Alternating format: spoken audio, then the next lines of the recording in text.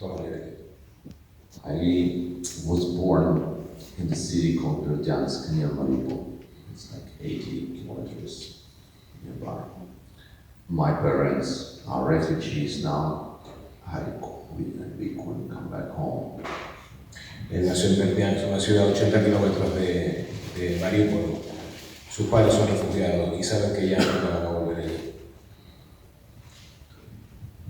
For us, it's not just pictures, it's our people, and all this, it's not a statistics, each of them. So it's a real person passed away. And thanks that we were able to show this, that these names will not be forgotten. Que esto no son un tema de números y estadísticas, estos son seres humanos, son muchos los que han muerto y que sus nombres no deben ser olvidados, y esto sigue pasando. Thank you. If you have some questions, Muchas gracias a todos, y si alguien tiene alguna pregunta, estaré encantado de compartir. Tenemos un micrófono inalámbrico.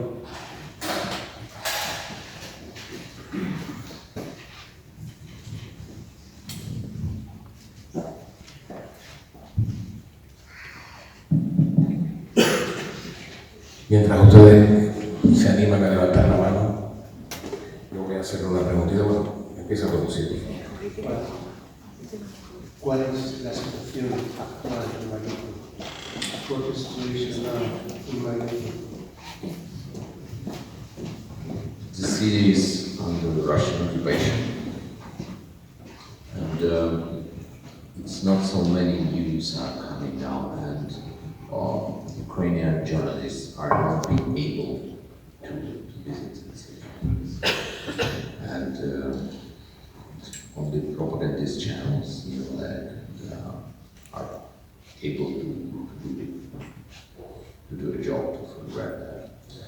And we still hear that a lot of people are coming back to Mariupol, but the way how to stay there, they need to accept Russian passports, and without it, people will not have any help, any medical help at all. And we hear that many apartments and houses in the city have been completely destroyed, and they were uninstalled by excavators without any hunting, or there is some bodies of the people who were inside the basements. Me preguntaba que cómo está Mariupol ahora, yo no puedo entender porque he contestado largamente. Evidentemente está ocupada por Ucrania. ¿Se oye o no? Ahora. Está ocupada por Rusia, y que incluso hay gente volviendo porque han estado, digamos, vagando alrededor de la ciudad, y que ahora mismo pues son unos parias que no tienen identificación, no tienen ningún tipo de acceso a ningún tipo de servicio. Rusia ha copado y ha ocupado todo el territorio, no les ofrece ningún tipo de servicio a no ser que asuman su condición de ruso, y está en un paro. Estaba diciendo que incluso hay edificios donde antes los apartamentos habían bombardado, han metido palas excavadoras, han metido todos los rusos, no han mirado si había algún cuerpo, no han mirado si había alguien o algo por rescatar, y que ha sido y sigue siendo un verdadero drama. Lo fue durante los 20 días de asedio, los 86 días de asedio, y lo está haciendo después.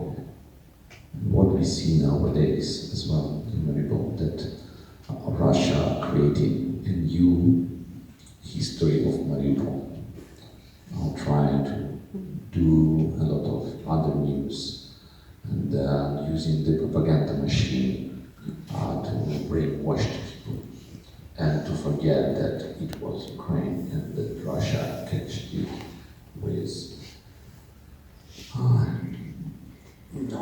like in the medieval ages, burning cities first, with their residents and then they Han cambiado totalmente la historia de la ciudad, han construido un nuevo relato de ciudad que además ha roto con todo el relato histórico de Mariupol, al punto de que están haciendo, gracias a un mecanismo, que yo le voy a preguntar también por los mecanismos de propaganda, un brainwashing, un lavado de cerebro completamente, más allá de que además están llegando gente de fuera de Mariupol al internet. ¿Alguna pregunta más?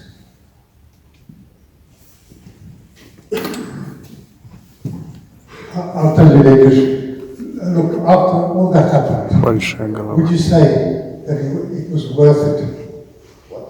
Would you say that it was worth resisting the Russians? Would it have been better to come to some sort of agreement instead of forcing the war?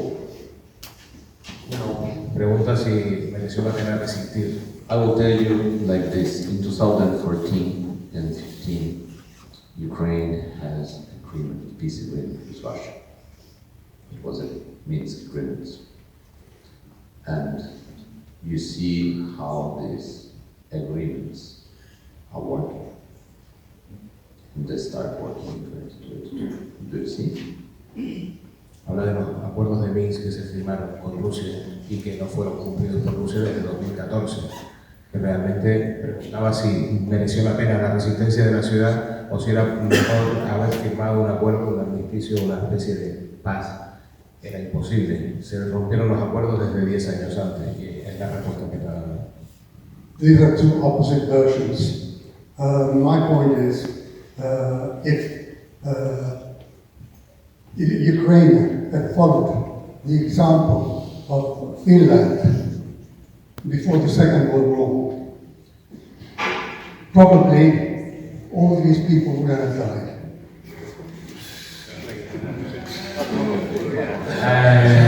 Es difícil entender tu posición, pero no me quiero hacer la pregunta. This is my position, and the position of many in Europe.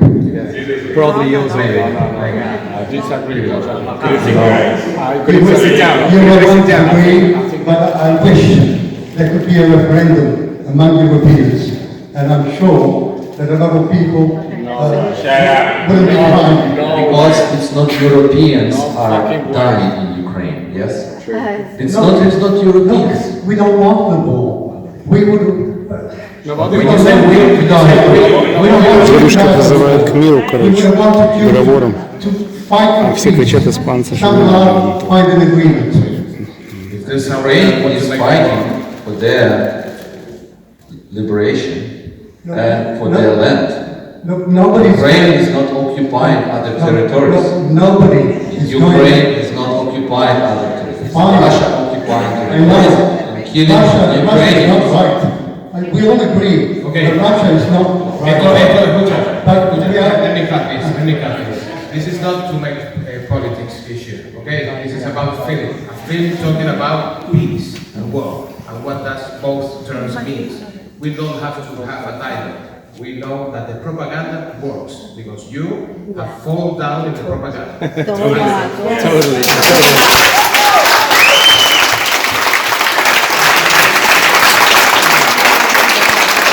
Короче, все испанцы считают, что мужик этот старикашка, большая голова, ошибся и упал в пропаганду российскую.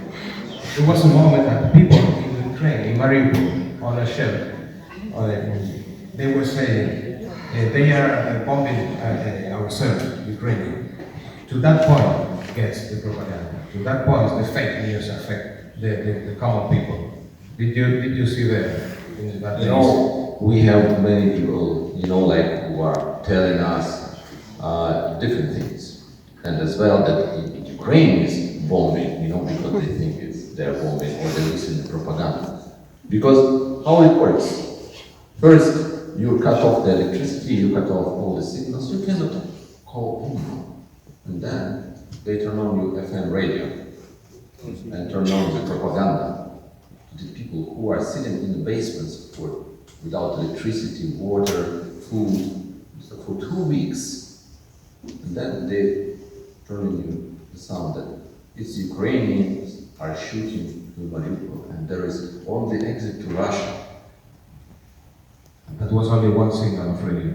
Only one signal of radio. Hablando de que la propaganda empieza con eso, corte de servicios básicos, corte de acceso, corte de agua, corte de luz, corte de... Похож на Бодрова, чувак.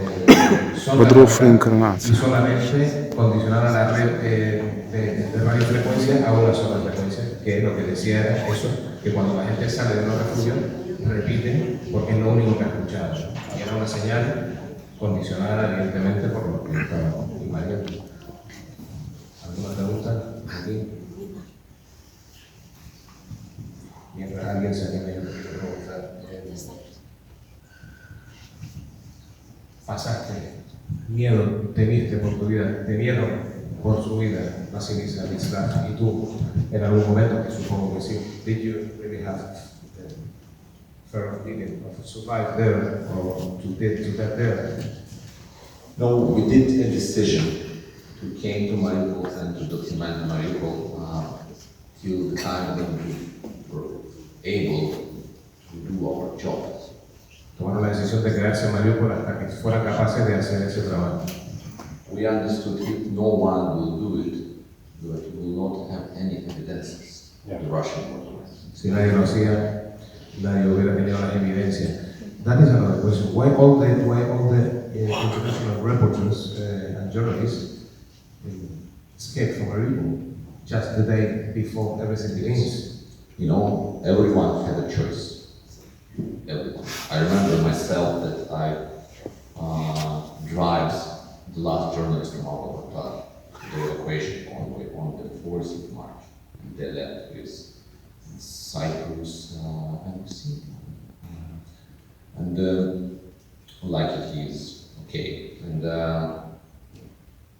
no, but everyone did their own decision. Nobody is arguing someone to stay or to give you an order. It was your decision. It was our decision to stay. Nadie les pidió que se quedaran. Les pregunté por qué el resto de periodistas abandonó Mariupol un día antes de que empezaran los bombardeos. Y me dijo que ahí la acompañó incluso a periodistas de Chipre, a otros periodistas del hotel, que nos trasladó en su coche. Pero que la decisión de quedarse fue de ellos tres. O sea, realmente nadie les forzó. Repito la pregunta, I repeat the question. After you decide to stay, in these 20 days that we have just seen, how many moments did you wonder yourself, I won't be out alive from here? We were lucky many times to be under the shelling, under the airstrikes, under, siege district, and under you saw that, when you see the Russian tanks just roll on the streets and the sniper opened the fire from the next village or the next. Que fueron muy afortunados, básicamente, que creo que es lo que pensamos todos, de salir vivos de allí y de no haber caído en ninguna de las muchas veces que pudieron haber caído, en el asedio, en el bombardeo. No sé si se ve en una de las imágenes que gira el tanque, uno de los tanques hacia donde ellos están grabando.